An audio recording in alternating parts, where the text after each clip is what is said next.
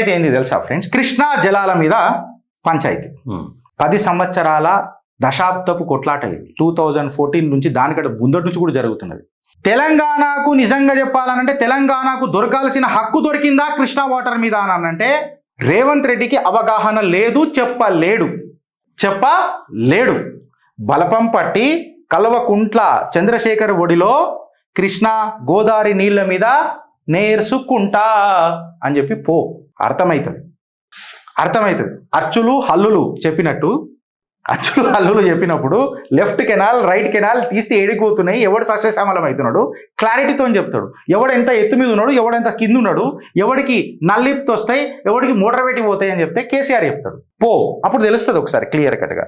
ఇప్పుడు సీన్ ఏందనంటే రేవంత్ అన్న ఒకటి మీరు అర్థం చేసుకోవాల్సింది ఏందనంటే తెలంగాణకు ఎప్పుడు మిగిలింది కూడా ఎక్స్ప్లాయిటేషనే. నీళ్ల మీద ప్రతిసారి మిగిలింది ఎక్స్ప్లాయిటేషన్ అని చెప్పి నేను మాట్లాడుతున్నప్పుడు డంకే పే చోట్ చిత్రగుప్తు ఛాలెంజ్ చేస్తుంది. కిసీకే జిగర్ మే దమ్ హే తో ఛాలెంజ్ కరో. తెలంగాణ వాటా ఏదైతుంది కదా కృష్ణా రివర్ల మీద అది 34% ఉన్నది, ఆంధ్రప్రదేశ్కి 66% ఉన్నది. ఎందుకు ఈ డిఫరెన్స్?